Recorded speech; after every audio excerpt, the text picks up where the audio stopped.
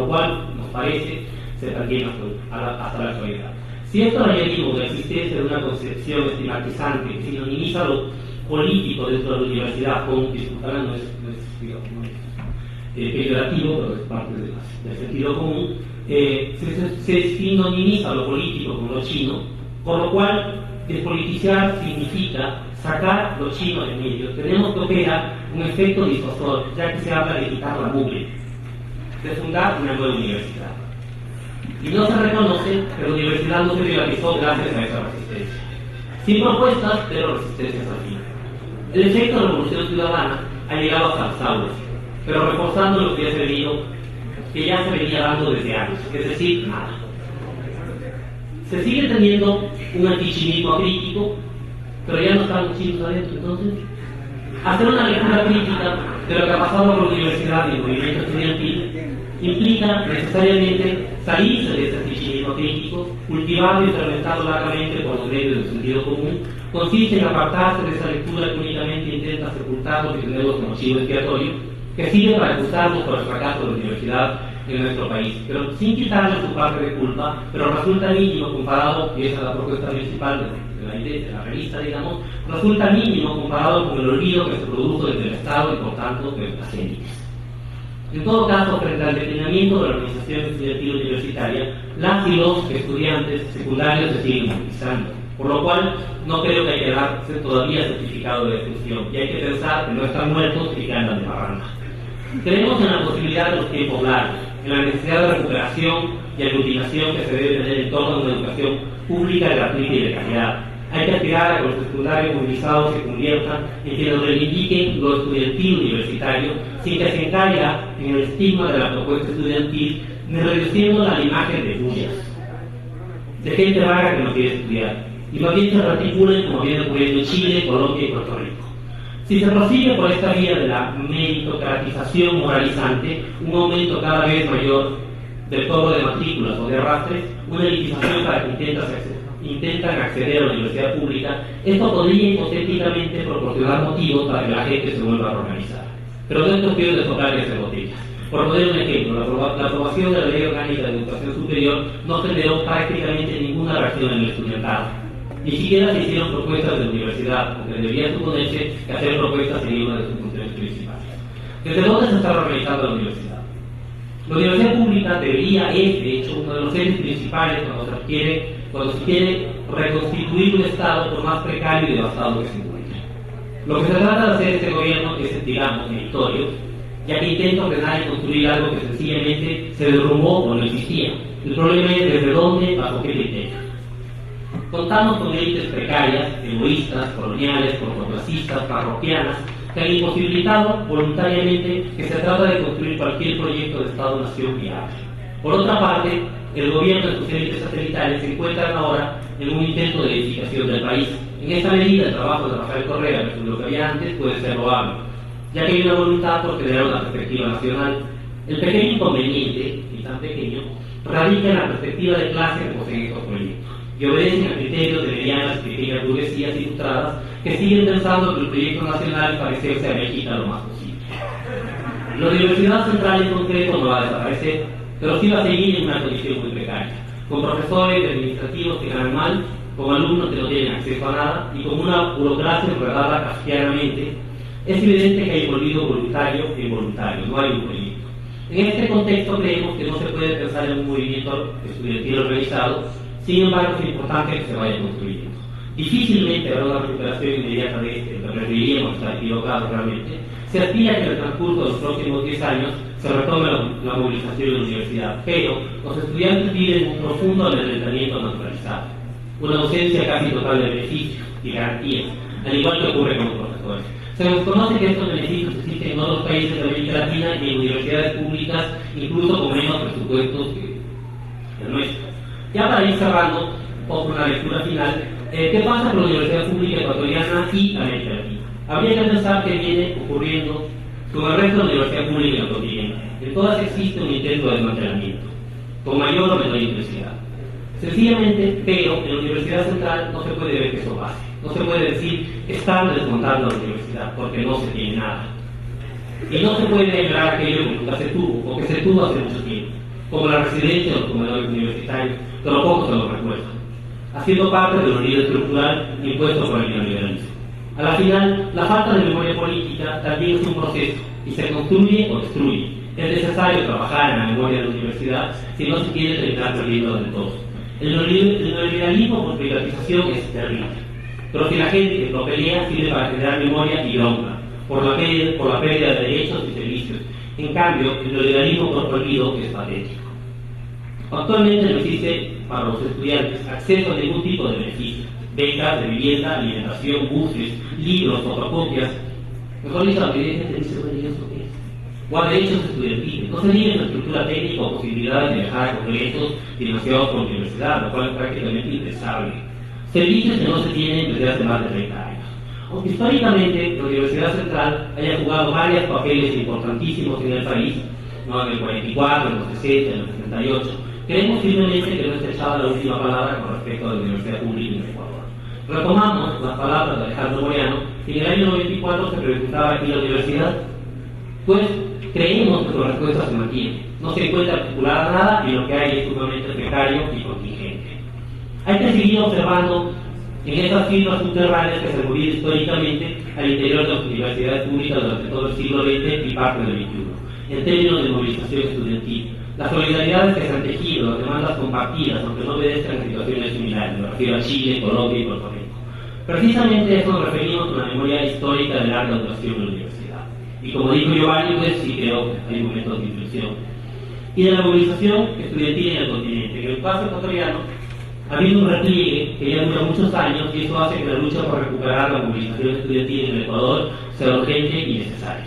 La universidad pública además necesita desprovincializarse. Uno de los problemas es el aislamiento voluntario y voluntario de la universidad pública del resto de América Latina. Provincialización, atomización y desconexión respecto de las universidades del continente han provocado y producido que no se salga de esta larga noche terrateniente y neoliberal. En este sentido, hay que mirar que el aislamiento ha hecho que la Universidad Pública Ecuatoriana y la Universidad Central en concreto estén negadas de prácticamente todo. La Universidad Pública Ecuatoriana no tiene casi nada que envidiar a Chile en términos de privatización de la universidad, porque podemos echar el pecho y decir que la universidad no está privatizada, pero los sentidos de apropiación de la universidad pública son precarios, por no decir nulos, por parte de estudiantes y profesores. Entonces, ¿qué sacamos con pagar muy poco en las matrículas si no tienes acceso a nada? Es decir, todo te cuesta. La universidad no está de todo privatizada, pero lastimosamente, y ojalá me equivoque, pero sí la mente administrativos, autoridades, estudiantes y docentes, lo cual hay que aprender mucho del camino perdido. No se privatizaron cosas, pero sí se privatizaron las mentes. Sobre todo dejó de importar y nos olvidamos de nosotros mismos. Gracias.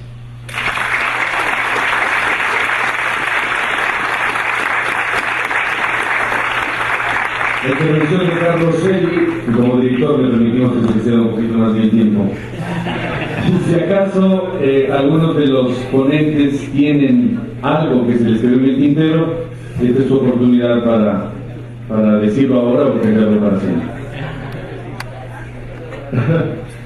Bueno, esta fue la presentación de la segunda edición, es decir, el segundo número de la revista Mala Idea, Cuadernos de Reflexión.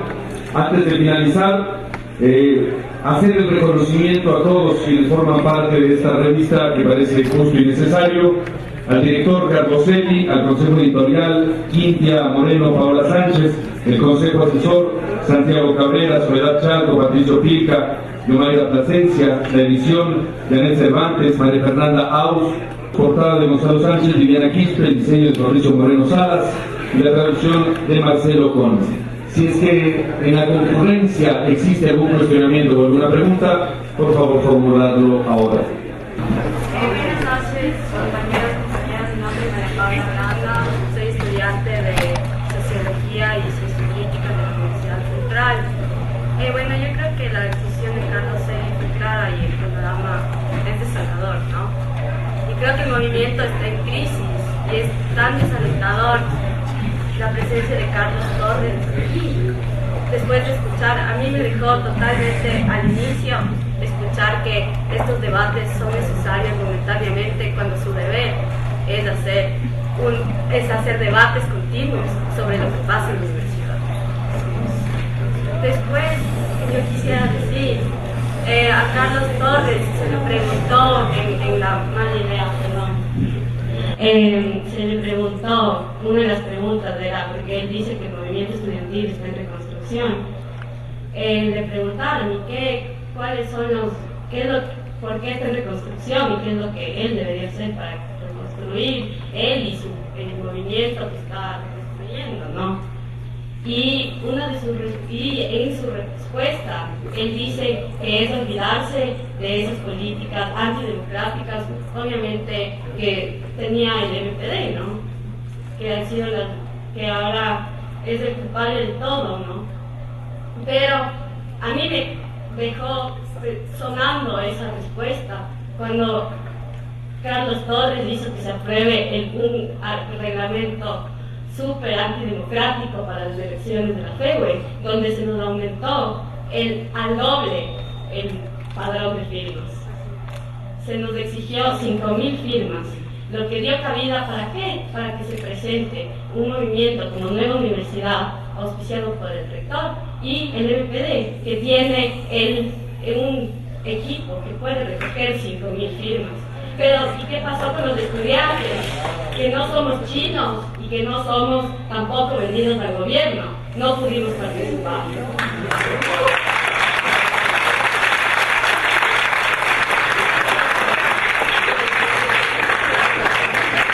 todo caso, me pareció un poco alentadora al final la intervención de Carlos Segui, diciendo que es urgente reconstruir el movimiento estudiantil. En realidad es urgente ponernos en movimiento y debatir tesis políticas y debatir lo que pasa en la universidad y no estar viendo cine mientras estamos nosotros en una ley de educación superior que nos ataca totalmente, que nos está dejando, que está en un hilo la realidad.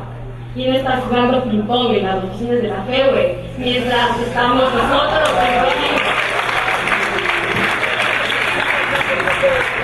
Si alguno de los ponentes quiere responder la pregunta comentada. Bueno, mi nombre es Ricardo Naranjo, soy primer secretario del FRIU de la Universidad Central, porque todavía existe el FRIU también, ¿no es cierto? Vamos a mantener un poquito la calma y una sola recomendación a los compañeros estudiantes y público asistente a la sala. Si es que no va a haber cuestionamientos para los ponentes que están precisamente esperando una pregunta, entonces tratemos de omitir los comentarios, que sean más preguntas para que sean absueltas y aprovechar la presencia de los ponentes. Sí, únicamente quiero tomarme unos pocos instantes para plantear algunos elementos. No creo que este sea el espacio adecuado para entrar en debates, en polémicas sobre lo que se ha hecho o se ha dejado de hacer. Sin embargo, creo que sí vale analizar que la situación actual que atraviesa la educación pública tiene mucho que ver con factores externos, pero también tiene responsabilidades internas. Y lo que ha pasado en esta última etapa es precisamente una campaña por desmovilizar, por desinformar, por acabar con el movimiento universitario. Por eso estoy de acuerdo en que no es justo que el compañero Torres se meta a hablar de la reconstrucción del movimiento universitario, cuando el movimiento universitario hoy está siendo un apéndice más del gobierno. ¿Qué se ha dicho, por ejemplo, tanto se habla de calidad educativa, sobre el hecho de que la Universidad Central no presente ni un solo proyecto de impacto nacional? ¿Qué se ha dicho, por ejemplo, sobre la reducción de $9 millones en el presupuesto de la universidad? Hoy Carlos nos ilustra lo que él piensa. ¿Para qué queremos más presupuesto?, dice. Entonces, creo que estos espacios de debate deben profundizarse efectivamente, pero sí debemos tener un poquito también de coherencia en lo que planteamos, y por eso precisamente nosotros sí queremos decir que la valentía de generar estos espacios en las condiciones actuales es lo que necesitamos que se reproduzca, que se multiplique, porque los jóvenes necesitamos ser rebeldes, no dejarnos tapar la boca por un dinero, no dejarnos tapar la boca por un trabajo, no dejarnos tapar la boca por la idea de que nos va a ir bien callándonos. Entonces, únicamente eso, y saludar una vez más estos espacios y llamar también a la organización, porque independientemente de que vos seas o no seas